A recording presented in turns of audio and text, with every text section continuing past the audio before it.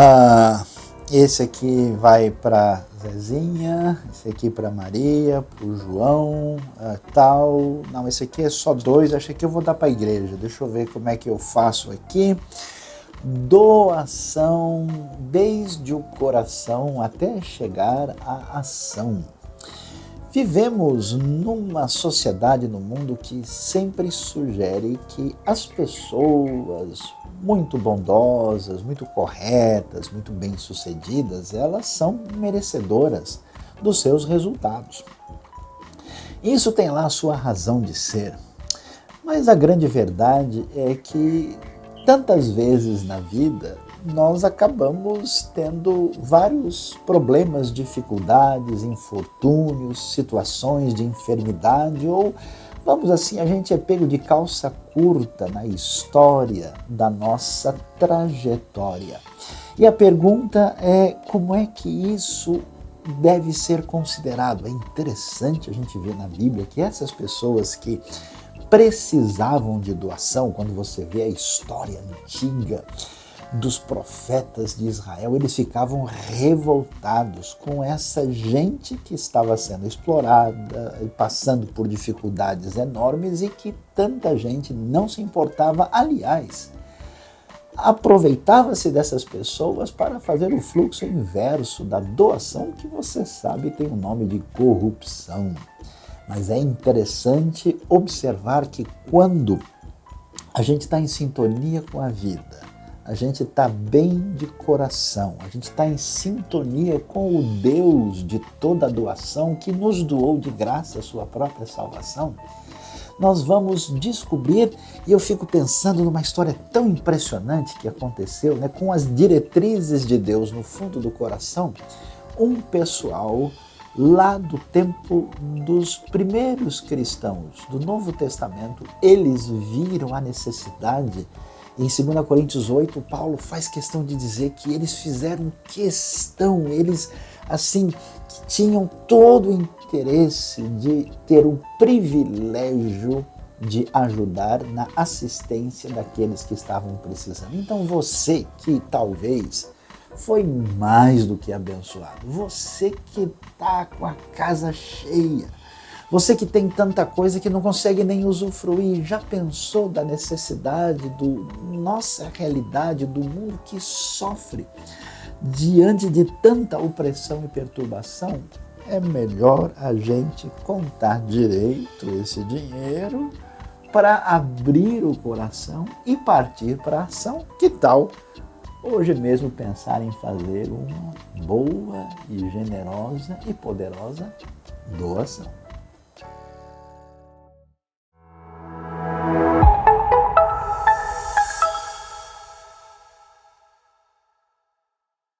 Olá, muito bom ter você aqui com a gente agora, nesse tempo especial de celebração. Venha, convide quem estiver aí na sua casa, junta todo mundo, vamos celebrar juntos.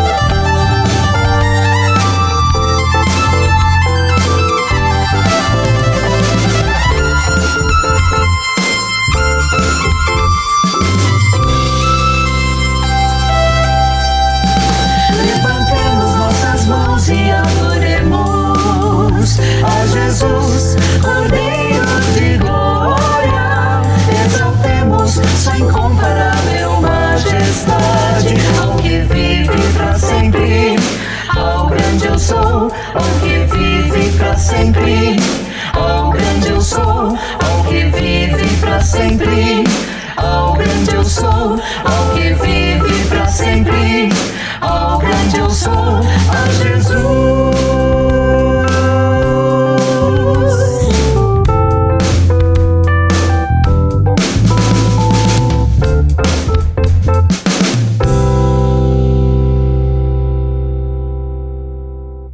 Projetos do Reino, Missão em Ação. Neste domingo, 10 da manhã, dia 19 de novembro, você está convidado a conhecer os diversos projetos, trabalho de missão da IBNU. São mais de 40 iniciativas para fazer diferença através do Evangelho.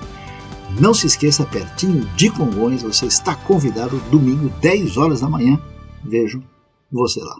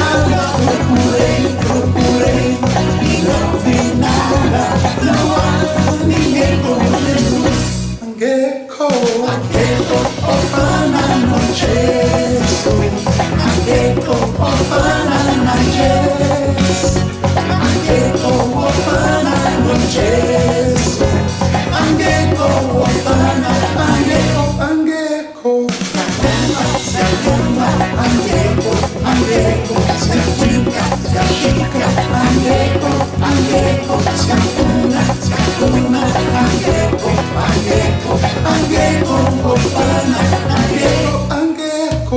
Não há ninguém como Jesus.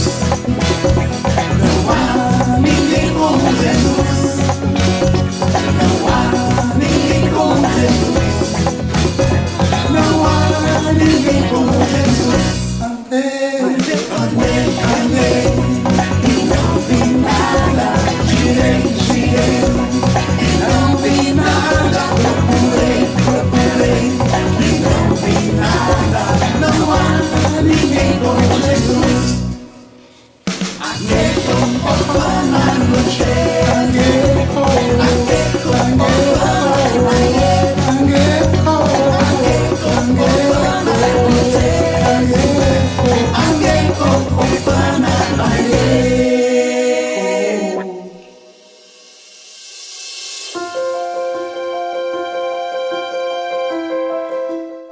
Um famoso hino cristão diz: conte as bênçãos, conte quantas são, e verá surpreso o quanto Deus já fez. Em meio à nossa correria do dia a dia e o trabalho a ser feito, às vezes a gente se esquece das situações difíceis que já passamos e em que Deus interveio por nós, nos sustentou, nos livrou. Também nos esquecemos dos muitos momentos de alegrias em que Deus nos abençoou. Por isso eu te convido nesse momento a fazer uma reflexão para que possamos agradecer a Deus por esses muitos momentos, pelo seu sustento e, assim como o cantor desse hino, olhar surpreso o quanto Deus já fez em nossas vidas. Vamos orar. Senhor, obrigado, Pai, pelo teu amor, pela tua graça maravilhosa, Pai.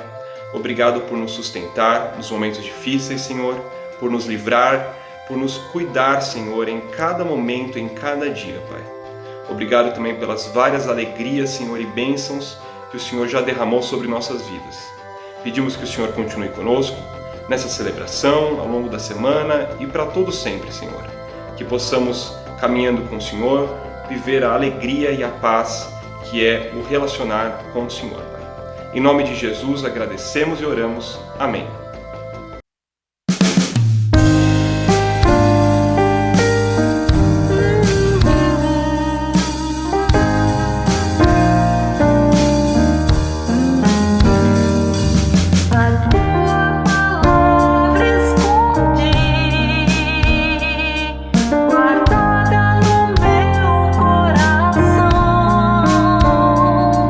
Pra eu não pecar contra ti.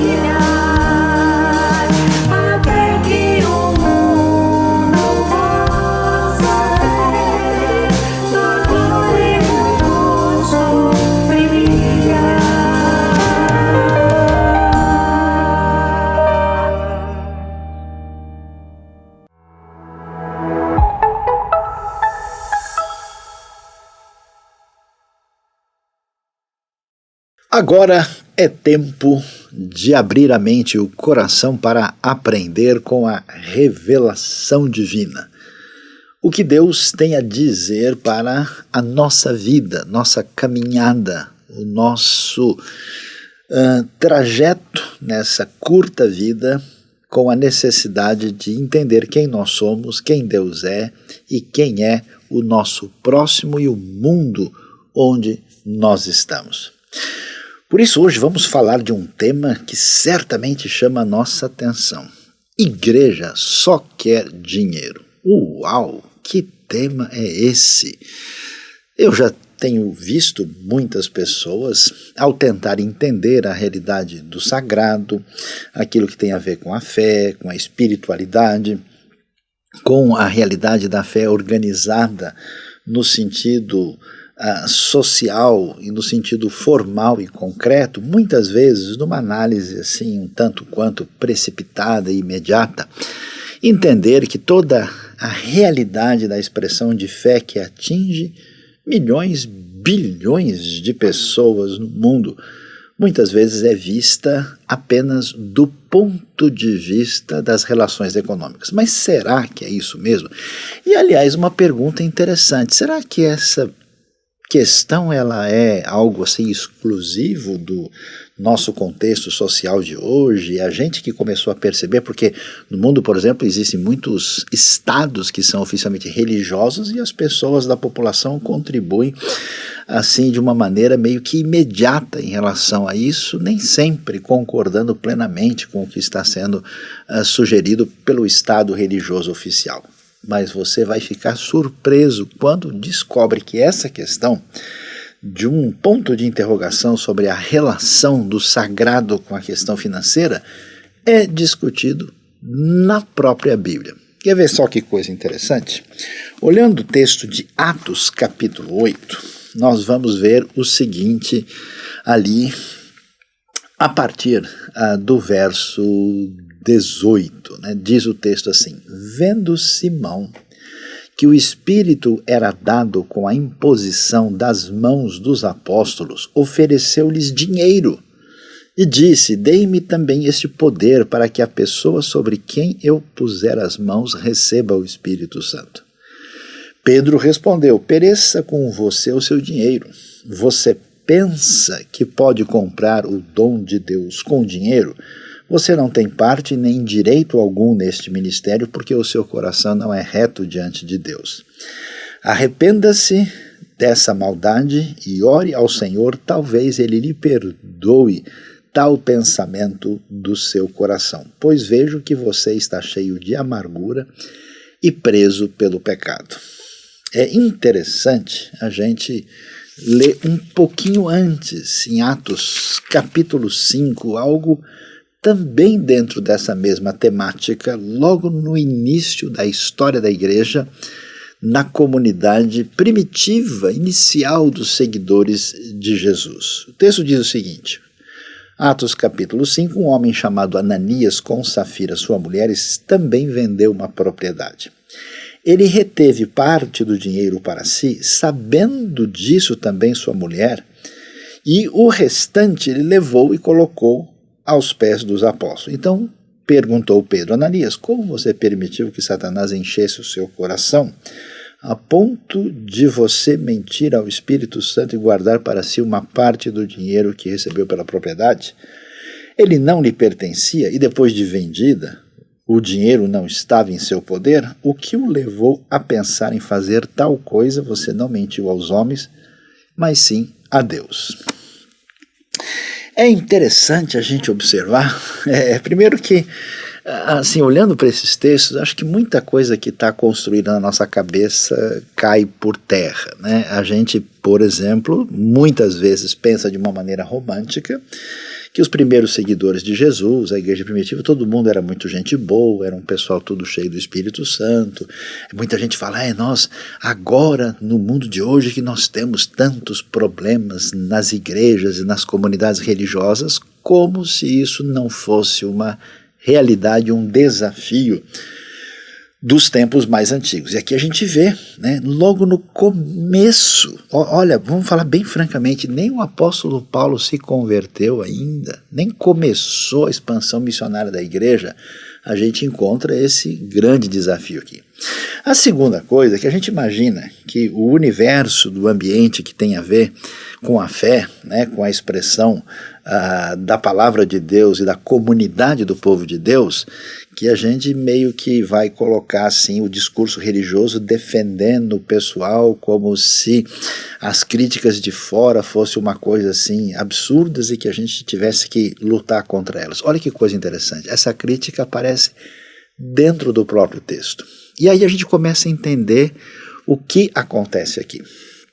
Na verdade, nós vamos poder observar isso com clareza. Essa questão, o dinheiro em si é apenas, vamos dizer, a referência concreta de valoração, né, daquilo que envolve a realidade econômica dentro de uma determinada sociedade. O dinheiro é quase que simplesmente uma expressão matemática econômica que faz parte de um cenário de um determinado ambiente. Então, a gente pode dizer assim, o dinheiro em si é neutro, ele não é bom, não é mau, ele apenas tem esse elemento que o define. A questão é como que a gente lida com isso. Então, muita gente acaba revelando as suas verdadeiras intenções, o seu caráter, aquilo que está, de fato, vamos dizer, no domínio da sua vida, exatamente quando nós temos a maneira de lidar com as riquezas transitórias.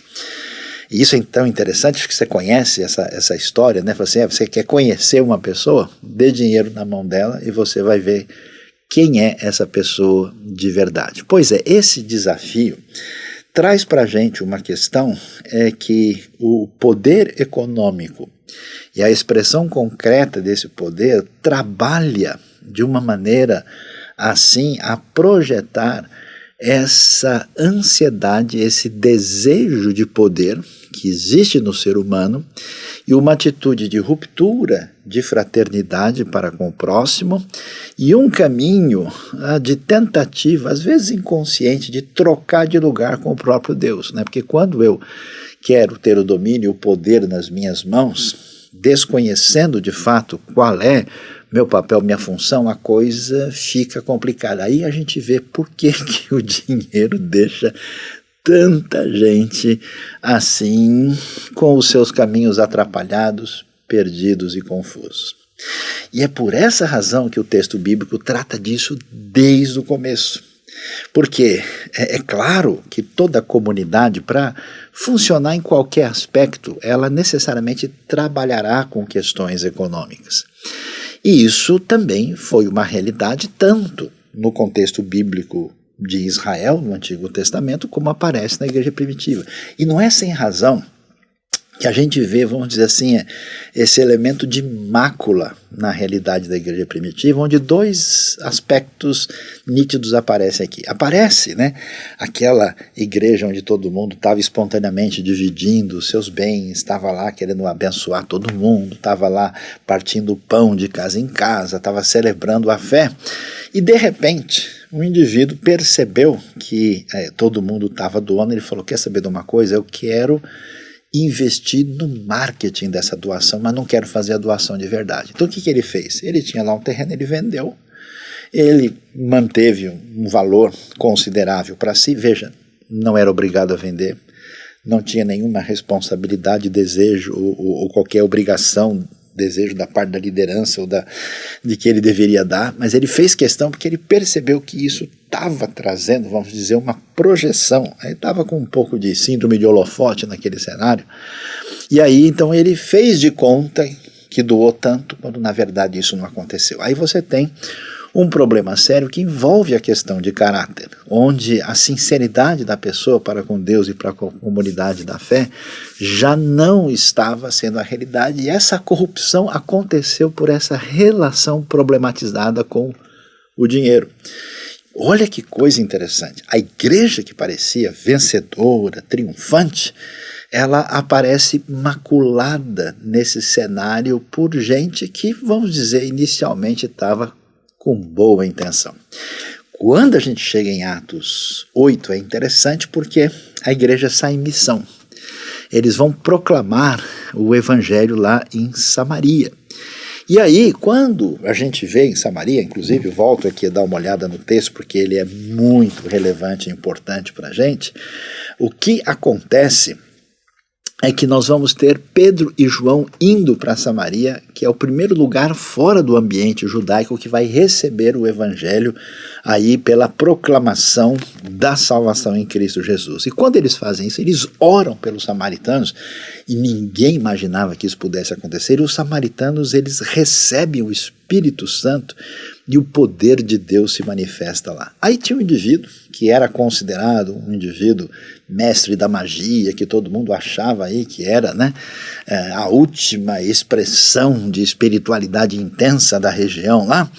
Esse indivíduo ficou impressionado e o que ele fez? Ele falou, uau, esse negócio do poder de Deus, esse negócio dessa ação desse Espírito Santo, como é que eu posso fazer aí grandes empreendimentos religiosos, grandes negócios? Quanto é que custa isso aí? Como é que eu posso pagar? E aí ele chega para Pedro, né?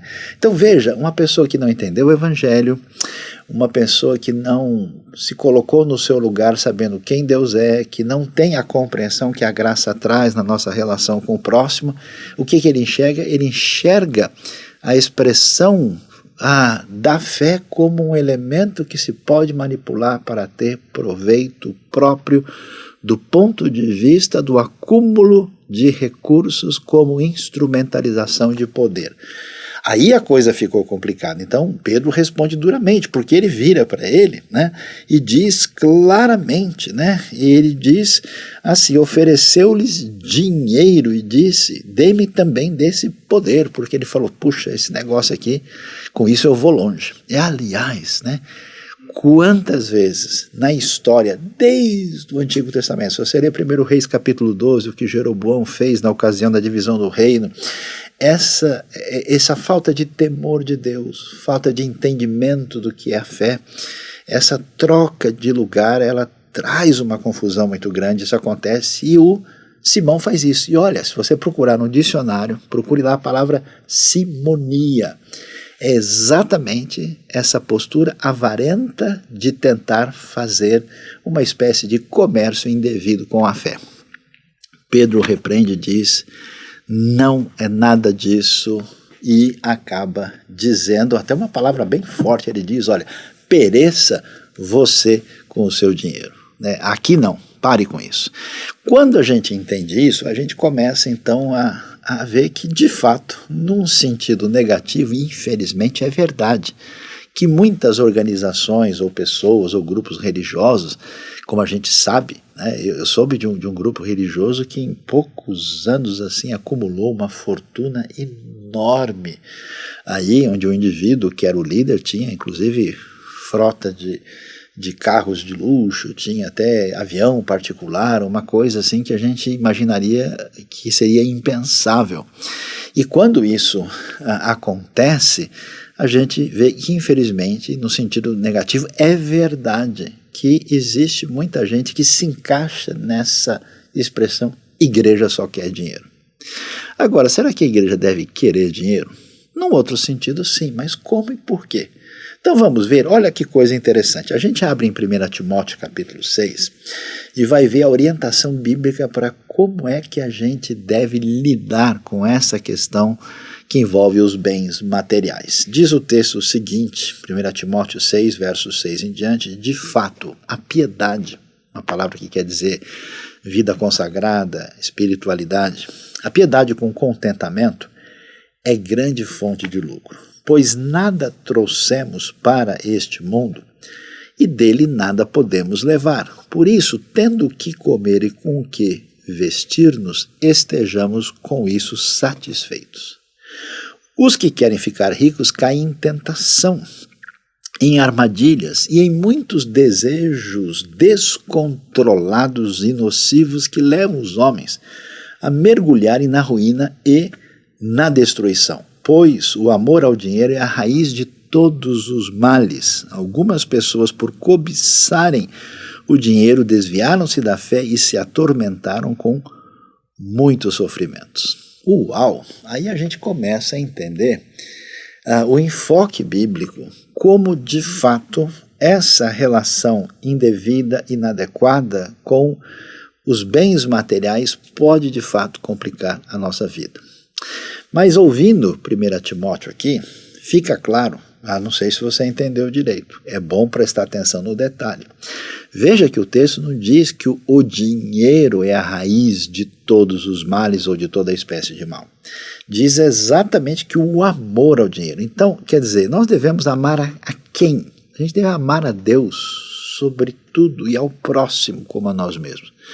Então, quando a nossa relação com o dinheiro ela está sintonizada com a realidade, quem nós somos, qual é o nosso papel, porque no final das contas todos os recursos, em última instância, do mundo criado pertencem a Deus, e nós precisamos ver como é que a gente utiliza isso de uma maneira que abençoe a nossa vida, da nossa família, abençoe a comunidade e honre e glorifique a Deus. Quando a gente entende isso, a gente percebe quão problemático é a ilusão que a pessoa cria de colocar, vamos dizer, o seu afeto maior, né? A sua relação profunda de dedicação, digamos assim, das suas entranhas, do seu coração mais profundo, da sua mente, naquilo que envolve os recursos materiais transitórios e o próprio dinheiro em si.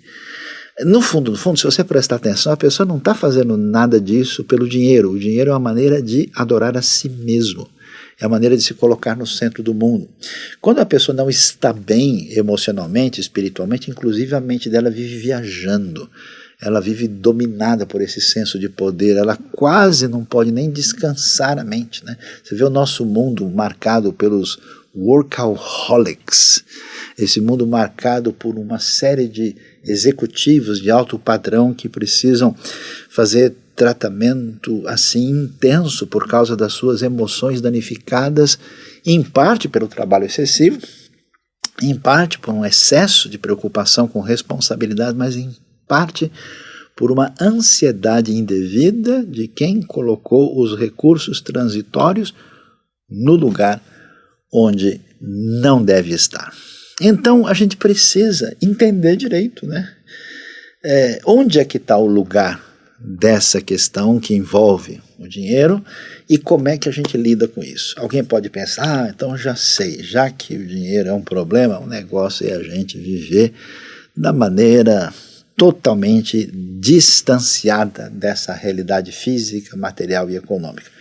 Não é bem assim, porque a visão não é adequada. Veja como é que a gente deve entender. Vamos olhar aqui algumas considerações importantes. Então, preste atenção e veja, acompanhe conosco, inclusive, o nosso quadro aqui que mostra a distinção sobre a realidade. Primeiro, que mundo é esse? Quem que governa este mundo? Para muita gente que está debaixo do que eu posso chamar de uma religiosidade mais platônica, a pessoa gosta de dizer assim, Satanás é o Deus desse século e o príncipe das potestades, Satanás é que domina esse mundo. Olha, Satanás tem um domínio subversivo, ele age na vida das pessoas, sobre quem ele tem acesso. Mas o que Jesus vai dizer é que este mundo é o mundo de meu Pai. Então quem é o Senhor do universo, do mundo e da criação é o próprio Deus. Numa visão religiosa platônica indevida, a gente tem uma posição da igreja às vezes complicada, gente que vive assim pensando o seguinte, esse mundo não vale nada, isso aqui realmente o dinheiro contaminou tudo, isso aqui não tem o que fazer. Então o jeito de muita gente lidar com a vida é uma postura defensiva e reativa. O que você está fazendo aí? Você vai fazer alguma coisa? Não, eu estou aguardando a volta de Cristo. Mas não era assim que a igreja primitiva devia viver. Aguardar a volta de Cristo não significava que eles não deviam fazer a obra de Deus, fazer a proclamação do Evangelho, iniciar viagens missionárias. Não, eles aguardavam a volta em plena atividade, não era desse jeito. Então a posição da igreja em Atos do Novo Testamento é uma posição proativa, é uma atitude positiva. Paulo, inclusive, quando fala sobre isso, ele diz que ele passou a sua caminhada lutando o bom combate. Então não é assim, sabe, sombra e água fresca, né, com a boca escancarada, cheia de dentes, esperando Cristo voltar. Não é desse jeito que a coisa funciona. Então, o que a gente entende? É que na proposta que vamos ver na Bíblia, Cristo é Senhor do quê? Para quem tem uma visão platônica, Cristo é Senhor só do meu coração, só das coisas espirituais. Mas e o resto? Não, o resto, Cristo nem entra, que está sujo demais. O quê? Será que é isso? Não. Ou Cristo é Senhor de tudo, ou Ele não é Senhor de modo algum. Então, Cristo deve reinar em todas as áreas. Por isso é tão importante essa espiritualidade que lida diretamente com a questão financeira também. Então, o que é uma religião genuína? Na visão limitada, né, e fora do foco, ela é meramente individualista. Ela é meramente mística e espiritual. A pessoa está preocupada só consigo mesmo, individualmente, para ver se hoje ela teve uma experiência mais forte. Mas isso é muito limitado, porque a proposta de Jesus ela é pública, ela é encarnacional, ela é missiológica. Jesus estava lá no Caná da Galileia num casamento. Ele estava lá na casa do fariseu, ele está conversando com a mulher samaritana. Os discípulos saíram em missão Paulo, tá, para toda parte, mostrando essa aproximação extraordinária de Deus e da sua graça por meio do Evangelho. O que a gente entende muitas vezes quando a gente lê a grande comissão? Jesus disse o quê? Né, que a gente deve, né, anunciar o Evangelho em toda parte, pregar toda criatura, todas as pessoas, né, batizando-os em nome do Pai, do Filho e do Espírito Santo, ensinando a obedecer tudo que eu ensinei a vocês. E muitas pessoas entendem a grande comissão como o seguinte: a gente está aqui só para salvar a alma do indivíduo de todas as nações, então leva a pessoa a aceitar Jesus e acabou. Mas a proposta do Evangelho não leva o indivíduo a dar um passo, não, é uma caminhada. Que o que Jesus diz de fato é fazer discípulo de todas as nações. Discípulo é um seguidor, discípulo é o que anda junto, o discípulo é o que está alinhado. Então assim, é o reino de Deus atingindo toda a nossa vida. Por isso, a diferença entre as duas visões é clara, né? Para muitas pessoas que têm essa visão platônica, as coisas que envolvem o mundo físico e material é coisa do mundo, é menos importante, não tem muito valor, né? Então a pessoa toma aquele sorvete Häagen-Dazs de chocolate com baunilha, e aí ele fica pensando, puxa, mas isso não tem nada a ver com o reino de Deus. Será que eu estou culpado de tomar o meu sorvete hoje? Você percebeu que doideira? Não funciona assim. A proposta do Evangelho é espetacular, porque quando nós temos gente com carência física e material, a gente não olha para a pessoa e fala, bom, você está sofrendo, você vai evoluir espiritualmente. A gente está sofrendo, bom, isso acontece, é simplesmente a sua provação. Não, nós somos chamados a ter um coração de compaixão. Jesus curava as pessoas movido por compaixão. É uma prova concreta da graça de Deus. E ele diz para a gente, como o Pai me enviou, eu envio vocês. Percebe? Se a realidade do mundo físico, onde o dinheiro transita, não tem valor nenhum, a gente realmente, faria a espiritualidade do avestruz, põe a cabeça dentro da terra e nem queira olhar. Mas não é assim. É um coração de compaixão que se mobiliza para fazer diferença. E aí, a gente vê a diferença de pensamento. O que a gente está pensando? A volta de Cristo, eu aguardo a vinda de Jesus. Para quê? Para simplesmente, né, ter uma rede grandona, assim, quem sabe ter uma praia assim, de Itapuã lá no céu, você vai ficar, né, tomando água de coco dos anjos. Qual que é a ideia? Muitas pessoas acham que a vida eterna envolve apenas uma libertação do sofrimento presente. Mas no Novo Testamento a gente tem lá a culminação do processo da redenção e da reconciliação. Você tem a expectativa de uma grande festa, de comer e beber no reino de Deus com o Messias glorificado. A gente não tem uma ideia tipo, finalmente né, eu vou parar de ter problema. Não, pessoal, a gente está esperando o casamento do Cordeiro, essa expressão metafórica de linguagem para falar do reino de Deus. Então você viu como o negócio é de outro jeito? Se a gente não entender isso, não tiver essa base, a gente sempre vai fazer bobagem com o dinheiro. A gente não vai entender como lidar com essa realidade na nossa caminhada de fé. Uma vez que a gente entende essa realidade de que tipo de visão de mundo a gente tem, se está sintonizada com uma proposta mais clara das Escrituras e dos ensinos de Jesus, a gente vai aprender a lidar com o dinheiro.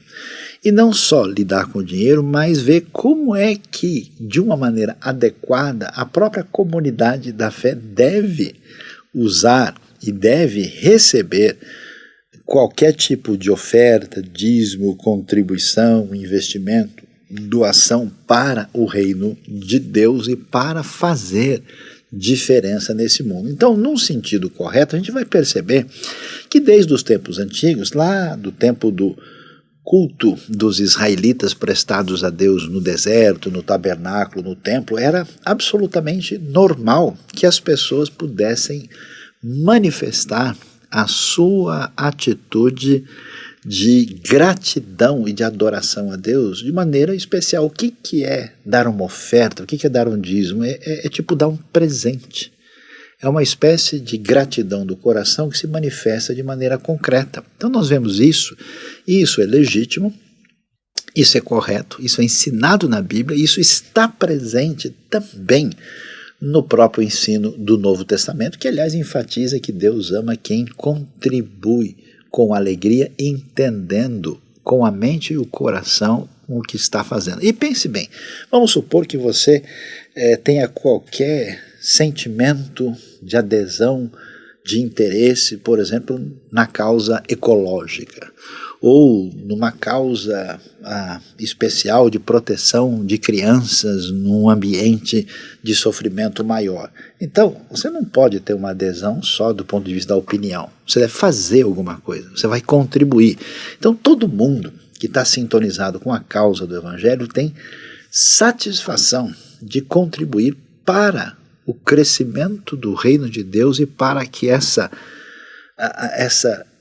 ação de ser sal e luz da comunidade da fé esteja presente não só no nível individual, mas também no nível da própria comunidade. Por isso, no final das contas, a gente vai perceber que uma das maneiras que nós temos da parte de Deus, para a gente não perder o caminho, para a gente viver uma vida nesse mundo de Deus, crescendo com uma boa prosperidade, desfrutando das bênçãos de Deus, abençoando a nossa família, é desenvolvendo também o nosso senso de gratidão e de generosidade. E aí está o papel das ofertas, das contribuições, dos dízimos e doações que acontece numa comunidade da fé que é saudável e responsável pela missão. Agora, é claro, para que isso funcione, isso tem que ter total transparência, isso tem que ter um acesso da comunidade a entender tudo o que acontece, os recursos têm que ser encaminhados legitimamente para as causas definidas, senão, como a gente já viu lá em Atos 5, em Atos 8, a coisa fica complicada. Então vamos ver aqui alguns princípios fundamentais e essenciais que envolvem essa área de contribuição. Que princípios nós temos para a vida na hora de falar sobre a relação com o dinheiro? Que é absolutamente necessário a gente aprender a dizimar e a ofertar no sentido de exercer essa generosidade para abençoar o próximo e a própria missão que envolve o reino de Deus. É importante a gente aprender a poupar. Olha que coisa interessante, a Bíblia diz isso várias vezes lá em Provérbios, a gente encontra também nos próprios ensinos de Jesus, que a pessoa tem que ter a plena noção que ele não tem domínio sobre o futuro, então ele tem que ter uma atitude previdente. Nesse mundo de Deus, com a nossa capacidade, inteligência, talentos e dons, e com a realidade à nossa volta, nós precisamos crescer. E como se faz isso? Estudando e trabalhando. Toda pessoa que é um bom vamos dizer, servo de Deus no sentido pleno da palavra, vai desenvolver sua capacidade para ser um canal de bênção. A pessoa, ao mesmo tempo que trabalha e estuda, precisa alinhar suas emoções. É importante a gente aprender a sossegar em Deus. Esse é o problema. A pessoa começa a trabalhar muito, estudar muito, fazer um monte de coisa e tal, e entra no mercado, desenvolve a profissão e a cabeça dele começa a perder o compasso. Quer dizer, a mente, o raciocínio e o trabalho não acompanham as emoções. Não pode. Então você tem que olhar as aves do céu, você deve olhar os lírios do campo, você precisa entender que o desenvolvimento do seu potencial não pode fazer você subir numa proposta inconsciente de quem parece que tem o poder. É a mesma doença que ataca o dinheiro, é a mesma doença que ataca as nossas emoções também na nossa performance. É necessário investir na obra de Deus. O que é importante para você? O que vale mais? Tudo que vale mais para a gente gasta o máximo que a gente tem. Eu conheço pessoas por aqui que colecionam selos antigos. Se você falar para essa pessoa, olha, sabe aquele selo especial que custa $100 mil? Então, tem um indivíduo lá na França que tem um selo desse. O sujeito pega o avião, vai lá na França, vai visitar e, se possível, vai adquirir um pequeno selo por causa do valor que isso tem para ele. Então a pergunta é, o que é prioridade? O que tem mais valor? Se eu sou discípulo de Jesus, com certeza investir no reino de Deus tem prioridade para mim. A importância de ter uma vida com liberalidade e desapego ao dinheiro. Se as suas riquezas aumentam, não coloquem nelas o seu coração. Isso quer dizer o seguinte, não é só você fazer uma doação para a igreja, é você ter uma vida de gente que não é, desculpa a expressão, fuinha. Deixa de ser mão de vaca. Deixa de ser uma pessoa avarenta. Eu conheço gente que arruma confusão por causa de R$1. Que isso? Né? Então, a gente precisa ter uma postura de ser, vamos ser sensível ao sofrimento de alguém. Não é só você, bom, eu dei meu dinheiro na igreja, agora pronto, eu estou quites. Não. A gente, diante de uma situação de necessidade, deve fazer o possível para fazer diferença nessa questão. Pensando nisso, e entendendo a responsabilidade e o valor desse caminho de generosidade e caminhada no reino, é importante falar em contribuição. Vejam, por exemplo, é o caso da IBNU e de muitas comunidades e missões no reino de Deus. Aliás, a maioria delas que eu conheço tem desafios enormes. Gente que ajuda quem está sofrendo debaixo da ponte, gente que lida com pessoas numa situação de enfermidade terrível, gente que trabalha com crianças numa vulnerabilidade total, gente que trabalha com povos em lugares inacessíveis, gente que proclama, ensina e vive o evangelho de diversas maneiras, anunciando a salvação, o perdão em Cristo. E a maioria desses projetos vive numa situação limite, com desafios muito maiores, quer sejam eles na área de saúde, ou de educação, ou de ensino propriamente bíblico, ou de anúncio da palavra. Uma pessoa que vai traduzir a Bíblia para uma língua que não recebeu, passa 20 anos aprendendo aquela língua para começar a fazer alguma coisa em favor de um povo que precisa conhecer o Evangelho. Imagine o que é isso. A necessidade é grande e o pessoal vive em grande luta e dificuldade. Por isso, a importância de tudo que a gente faz no reino envolve esse lado muito importante, que sim é verdade. Igreja quer dinheiro. Dinheiro para fazer aquilo que envolve a nossa missão. Não para o benefício das pessoas, não para o acúmulo de bens por parte de gente que ministra lá. Não é esse o foco. Então, o que é tão valioso? E vamos ver, veja lá o que envolve a contribuição. A contribuição é importante porque é exercício de generosidade. É importante porque é ensinamento bíblico. É muito valioso porque envolve a administração dos bens que Deus nos deu. É claramente apresentada na Escritura, que deve ser feita com alegria. Você não compra a Deus, você não negocia, você não faz nada por mera obrigação. Deve ser algo que sai com convicção do coração e do entendimento. E também quem contribui mostra que ele está de fato alinhado com o próprio Deus.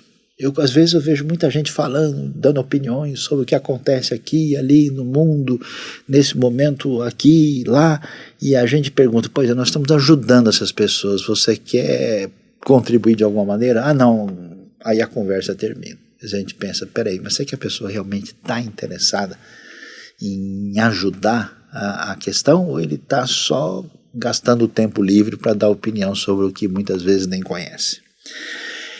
Contribuir é investir no reino, é colocar ali sementes que vão florescer de maneira extraordinária no reino de Deus, e é principalmente manifestação de compaixão e graça. Veja bem, graça é favor imerecido. Deus nos deu aquilo que a gente não merecia e nem teria.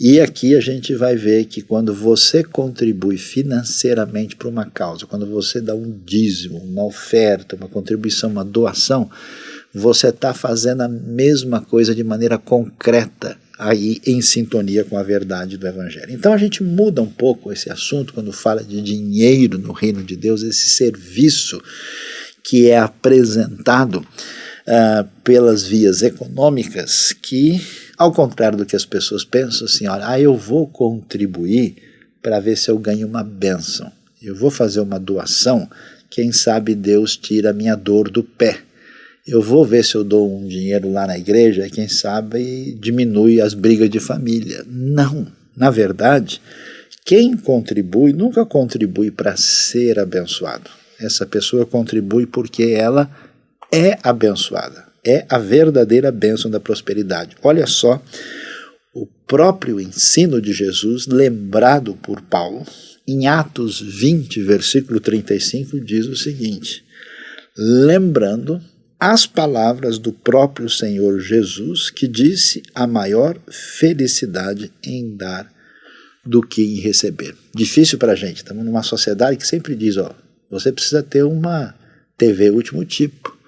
Você não pode, entendeu, viver se não for com um carro mais novo e de preferência de modelo melhor. Não, a sua casa não está boa, é melhor você pensar, trocar. Não, olha, existe uma condição de você ter entre aspas, patamar de vida superior. Será que é nisso que está o nosso coração? Nada é mais extraordinário e preenchedor quando você faz alguma coisa em favor de alguém e isso muda beneficamente a vida daquela pessoa. Isso preenche mais do que qualquer bem transitório que você venha a ter. Então a gente, faz a seguinte pergunta: ok, que coisa boa, a gente deve atuar, a gente deve trabalhar no reino de Deus, a gente deve fazer diferença, a gente deve ser generoso, a gente deve então contribuir, o dinheiro em si não é um problema, o problema é o gerenciamento errado das emoções e do coração com o dinheiro, a nossa vida. Mas o que é que eu devo fazer objetivamente na minha caminhada em termos de contribuição? Vamos ver o que podemos aprender? Alguns conselhos básicos. Contribua periodicamente. Por quê? Se qualquer igreja, missão, comunidade tem um projeto e você contribui no dia que dá na telha, claro que vai faltar. Tem gente que dá 5 minutos e a pessoa fala, hoje vou dar uma oferta. E aí a oferta vai para ajudar o orfanato X. E aí a pessoa passou a dor de barriga, aí ele fala, não, quando for em dezembro, quando chegar o 13º, eu dou mais alguma coisa. E o que o pessoal vai fazer nesse período? Então, a contribuição periódica é importante. Contribui de modo pessoal. Não é uma máquina. Não vamos fazer a pasteurização da fé. Não vamos fazer simplesmente um elemento mecânico que roda. Não. A sua contribuição é um ato de adoração a Deus e de entrega a Deus e benefício para o próximo.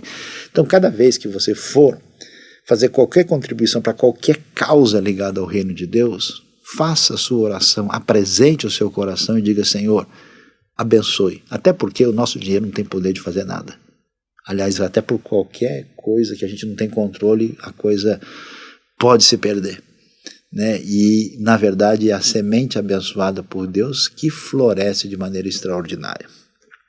E a contribuição sempre deve acontecer na nossa vida como prioridade. Porque vamos ser sinceros, na nossa sociedade, que o tempo todo, né, eu pego às vezes o meu celular e olho assim, ó, olha, oferta não sei do que, olha, isso aqui é, como é que é? Black Friday, né? E às vezes você tem Black Friday e conta vermelha depois, né? Então a pessoa vai isso, tal. Aí quando a pessoa fala, sabe, esse mês não sobrou muita coisa, mas manda lá R$10 para a igreja para não ficar no vazio. Não, a contribuição precisa ser prioridade. E contribua de maneira premeditada, né? Você pensa antes, para não deixar de última hora, porque senão você não vai conseguir realmente fazer, as coisas acabam escapando do controle. E, veja bem, há pessoas que dizem o seguinte: olha, esse projeto aqui que cuida de crianças deficientes, olha, esse projeto aqui que ajuda leprosos, olha, essa missão aqui para o interior da Ásia, sou eu que contribuo mais. Então é o seguinte, eu vou dizer que você é realmente o dono do pedaço? Você tem recurso porque Deus te permite ter. Amanhã, se ele falar, ó, a sua saúde não vai mais funcionar, acabou. Então ninguém que se ache rico e dono da situação e que apareça em qualquer ambiente com prepotência, dizendo, olha, como eu dou dinheiro, eu vou falar mais alto aqui. Não, isso não, contribua com humildade. Porque, na verdade, o recurso é de Deus. Então, todas as pessoas que Deus tem abençoado, de alguma maneira, com formação, com um grande crescimento na sua caminhada histórica, precisam entender que generosidade rima com humildade. E, para a gente poder caminhar adequadamente, é importante a gente entender também que a gente precisa ter equilíbrio na nossa caminhada de contribuição. Então, eu conheço muita gente que, nos dias confusos de hoje, a pessoa diz que ele está em tudo quanto é lugar e, na verdade, não está em lugar nenhum. Ou seja, ele não tem uma ligação com a comunidade da fé na qual ele cresce, aprende e contribui. Ou seja, o conselho bíblico, a partir de Gálatas 6,6, 1 Timóteo 5,17, é contribua com a igreja local da qual você faz parte. Porque não faz sentido, né, você estar usufruindo de uma comunidade de fé, crescendo e aprendendo, vamos dizer, contribuindo com uma coisa que não tem nada a ver. Eu conheço gente que está lá, às vezes num ambiente onde a igreja tem muita necessidade e o sujeito resolve contribuir por uma outra causa. Tudo bem, é compreensível, às vezes tem uma necessidade específica, tem uma situação diferente, mas de modo geral, se todo mundo de uma comunidade não tiver unido e não colocar, né, arregaçar as mangas e fizer diferença, os projetos ficam comprometidos. Mais atenção, 1 Timóteo 5,8 diz um negócio que chama atenção. Diz que aquele que não cuida da sua própria família é pior do que o descrente. E eu conheço algumas pessoas até sinceras, de bom coração, que querem fazer de tudo e doar tudo para a igreja e falta em casa. Como assim? Então não é possível que a gente tente ser generoso lá fora e não fazendo o mais básico, essencial, fundamental dentro da própria realidade familiar. O conselho bíblico é: cuide e contribua com a sua própria família. E, olha que coisa interessante, a gente diz, bom, eu vou ajudar o fulano lá porque ele é da igreja. Ah, é? É só gente da igreja que a gente ajuda? É só quem está na mesma página? Não, a gente deve ajudar os necessitados, mesmo que sejam pessoas, e principalmente pessoas que nem podem devolver nada. Você vai ver isso em Gálatas 2,10, em Provérbios 21,13, capítulo 28, verso 27, né? Aquela ideia clara que aparece lá em Tiago 1,27, né? De religião verdadeira é visitar órfãos e viúvas nas suas tribulações. A gente deve mostrar para quem está numa situação muito complicada de necessidade, mostrar a mão de misericórdia. Então, o que a gente descobre? É verdade, né? É bom, né, que a igreja queira dinheiro para fazer com o dinheiro aquilo que é certo, e é bom que ela nunca queira o dinheiro para fins completamente diferentes da proposta do Evangelho. Nada de Simão, mas sim seguindo da palavra a orientação. Por isso, administrar o dinheiro é uma oportunidade de bênção. Então, nosso conselho final é: deixe o orgulho de lado, não confie nas riquezas, faça da sua bênção, da sua prosperidade, do que Deus deu, um canal de bênção na vida dos outros, e crie e participe dos projetos que têm a ver com o reino de Deus neste mundo, e que Deus nos abençoe. Amém.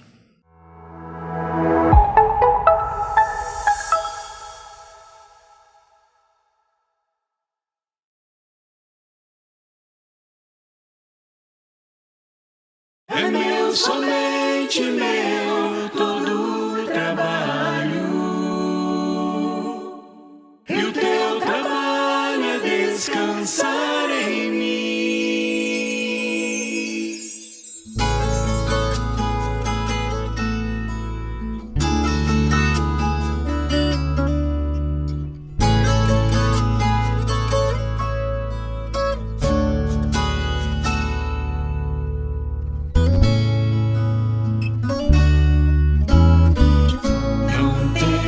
Sobre ti um só cuidado, qualquer que seja, pois somente seria muito para ti. É meu, somente meu, todo o trabalho, e o teu trabalho é descansar em mim. É meu, somente meu, todo o trabalho, e o teu trabalho é descansar em mim.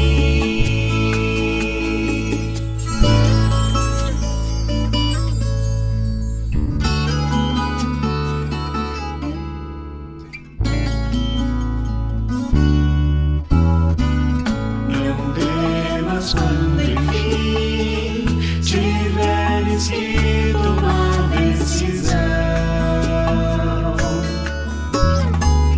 entrega tudo a mim, confia de todo o coração. É meu, somente meu, todo o trabalho, descansar em mim. É meu, somente meu, todo o trabalho,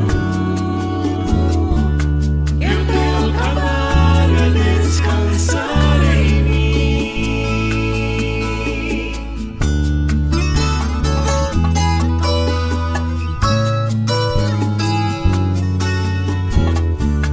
E o teu trabalho é descansar em mim.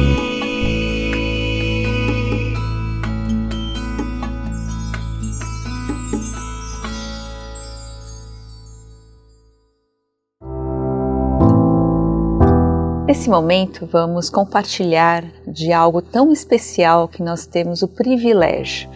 É o momento da ceia do Senhor. E vamos juntos, então, compartilhar desse momento especial, falando daquilo que Deus nos deu de mais precioso, que temos que lembrar, trazer à memória, como família, como uma comunidade da fé. A gente lembra daquilo que Jesus fez, a obra de Jesus na nossa vida, aquilo que nos traz a vida, o nosso dia a dia ser possível de ser vivido. Então vamos compartilhar nesse momento o pão e lembrando da palavra que Jesus nos deixou, dizendo: isto é o meu corpo, que é dado em favor de vocês. Façam isso em memória de mim. Então, nesse momento, vamos primeiro tomar o pão e compartilhar dele juntos. Então, você que está em casa, nos acompanhando, pegue o seu pão, pegue o seu... e compartilhe com quem está com você e com a gente aqui.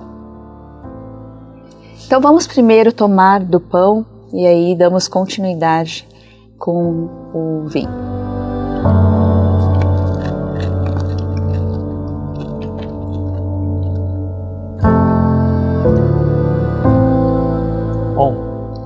Dando continuidade aqui, também o texto que nós estamos lendo aqui hoje vai nos dizer que, de forma semelhante, da mesma forma, depois da ceia, o Senhor tomou o cálice e disse: este cálice é a nova aliança no meu sangue, façam isso sempre que o beberem em memória de mim.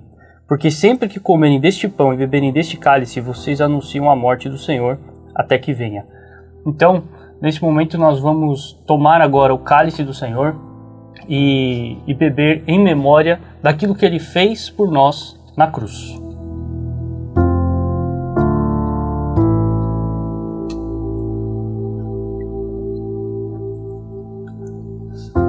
E agora vamos orar. Senhor Deus, te agradecemos por este momento tão precioso, tão especial na Tua presença, em que pudemos compartilhar da ceia do Senhor, Pai. Pedimos que o Senhor visite os corações de cada um que está agora participando conosco, que o Senhor possa falar a esses corações. E é isso que nós pedimos em nome de Jesus. Amém.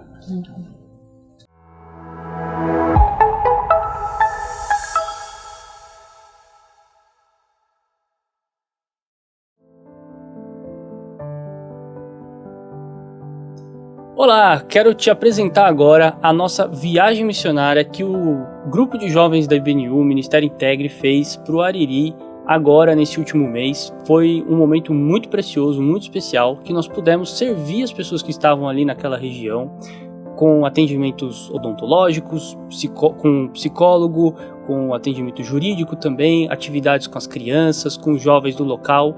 Foi um momento muito importante em que nós estivemos juntos ali, servindo a Deus, servindo aquelas pessoas e em contato com pessoas daquela região. Eu quero te convidar agora a contribuir, porque na IBNU nós temos diversos projetos semelhantes a esse que abençoam muitas vidas, não só aqui no estado de São Paulo, como é o caso do Ariri, mas no Brasil e no mundo. Temos projetos missionários que estão em diversos países, inclusive países que estão hoje em conflito. Então eu te convido a apresentar os seus recursos para que eles sejam investidos, para que eles sejam colocados adequadamente nesses projetos que são tão importantes. E agora, vamos para um momento de oração, apresentando tudo isso que nós temos diante de Deus. Senhor Deus, nós te agradecemos pela possibilidade, pelo privilégio de apresentarmos os nossos recursos diante de Ti para os projetos, para esses projetos tão importantes para o Teu reino, Senhor. E te agradecemos por isso e pedimos que cada recurso seja adequadamente colocado para abençoar cada vez mais as pessoas. É isso que nós te pedimos e te agradecemos. Em nome de Jesus. Amém.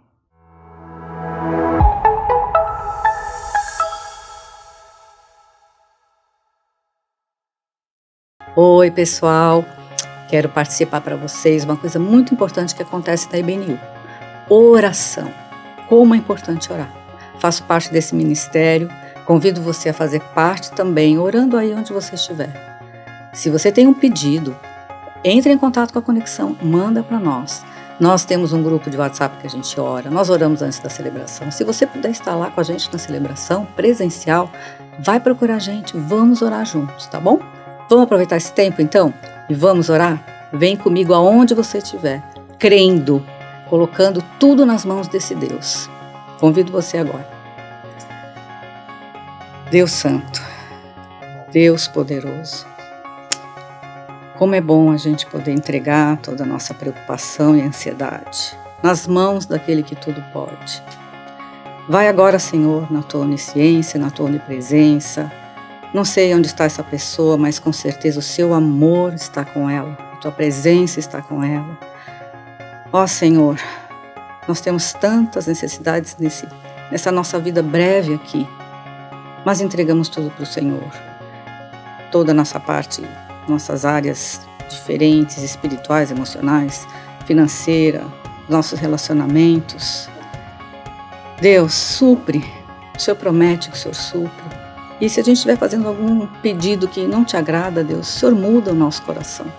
Te damos liberdade para interferir e agir e queremos que o Senhor interfira e haja na nossa vida.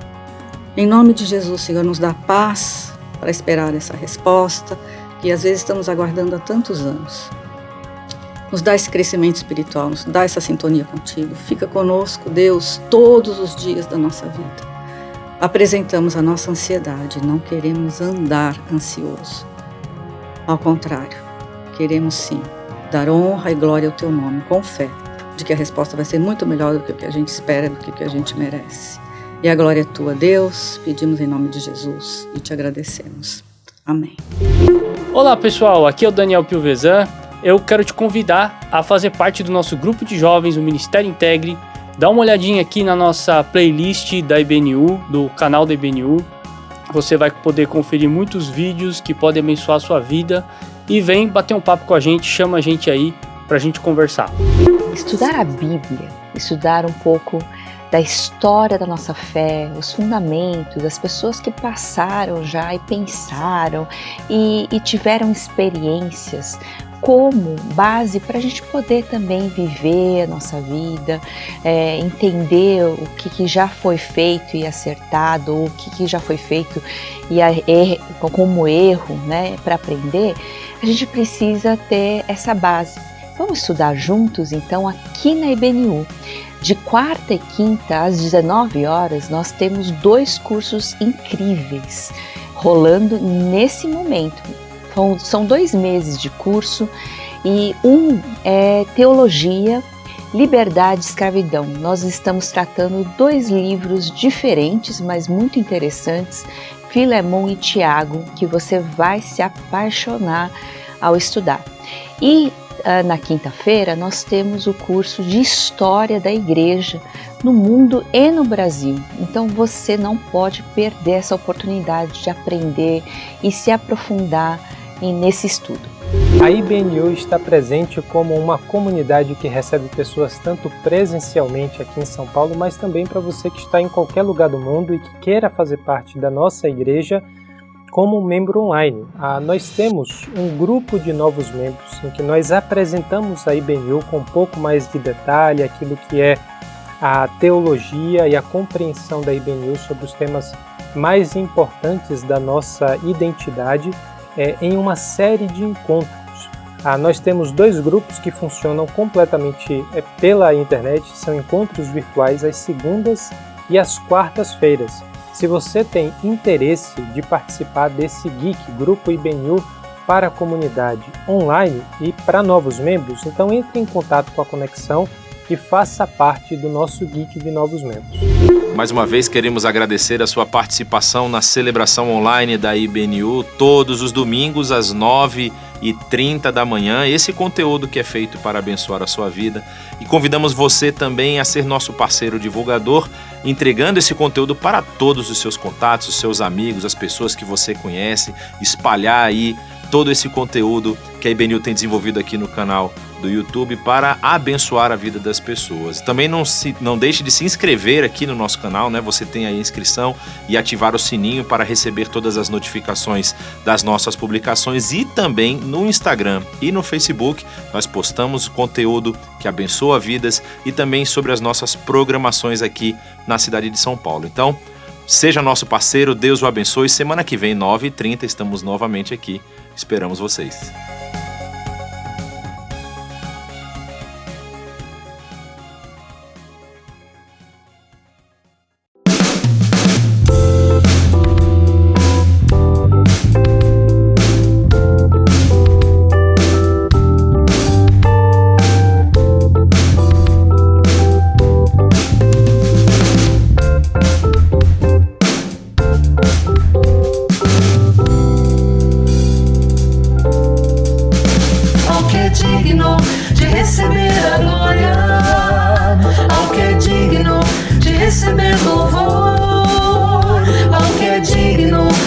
receber a glória, ao que é digno de receber louvor. Levantemos nossas mãos e adoremos a Jesus, Cordeiro de glória.